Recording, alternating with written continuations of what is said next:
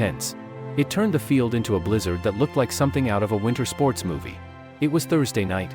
The Cleveland Browns were playing at home. And let's just say, things were getting icy, and not just because of the weather. The Browns, sitting at a 2-8 record, were up against their AFC North rivals, the Pittsburgh Steelers. Now, no one expected a lot from Cleveland in this game.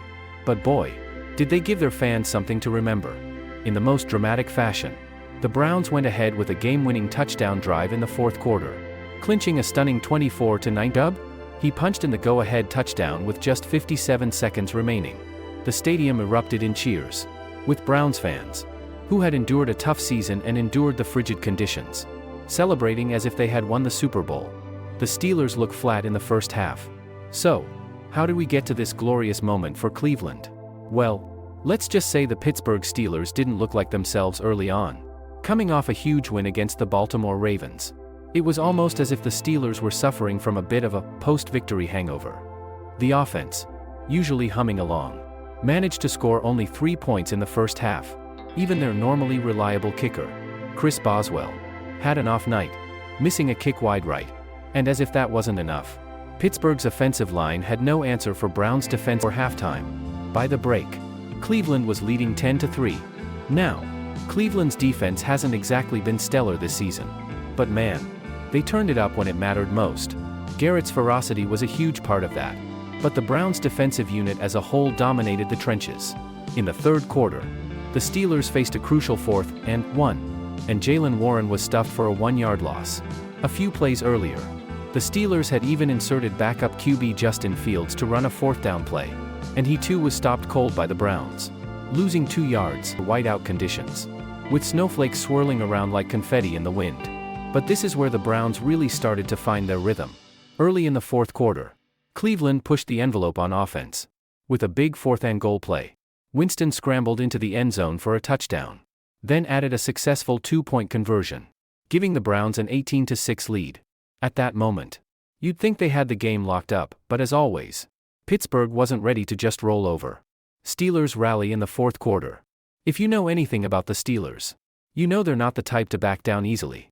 As the snowflakes continued to blanket the field, Pittsburgh's offense managed to find some life. Enter Justin Fields, who connected on a huge 30-yard run down the sideline, the Steelers' first big play in quite some time. That got the Steelers' sideline buzzing. And after a couple of penalties by Cleveland, Pittsburgh managed to get on the scoreboard with a 3-yard touchdown from Warren. Now, the Steelers were only down 18-13. And suddenly, this game was far from over. Pittsburgh's defense, which has been one of their strong points all season, wasn't about to let Cleveland off the hook either. After a hit on Winston, Nick Chubb knocked the ball loose, and the Steelers recovered at the Browns' 27-yard line. Now, Pittsburgh had a golden opportunity to take the lead. They faced a 3rd and 6, and Wilson, with the snow falling hard, launched a pass to Calvin Austin 3 in the end zone. Austin hauled it in for a 23-yard touchdown. And just like that, Pittsburgh was ahead 19-18.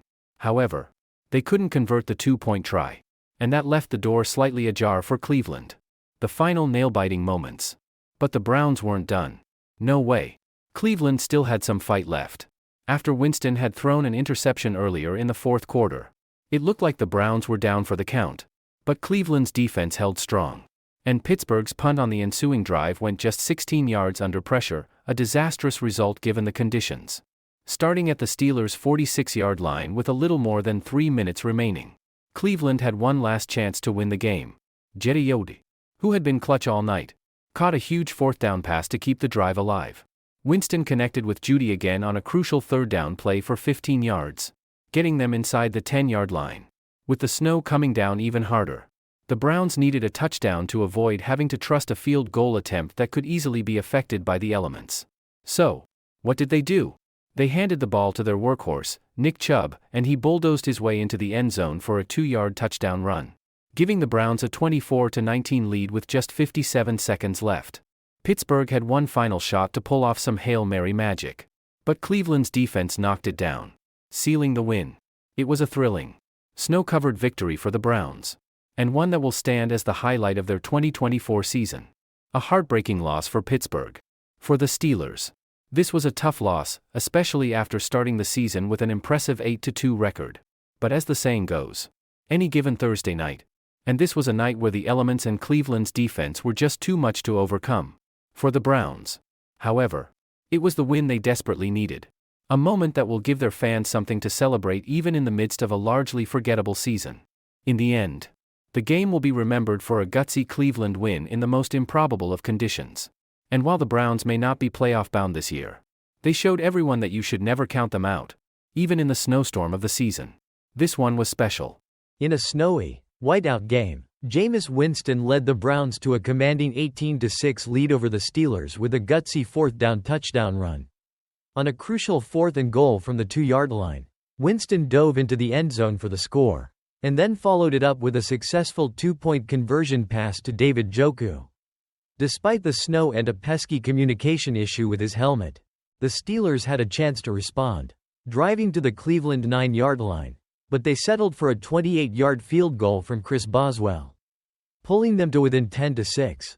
The Browns quickly answered with a 65-yard drive, highlighted by Winston's 29-yard connection to practice squad receiver Blake Whiteheart and an 18-yard pass to tight end Jordan Akins.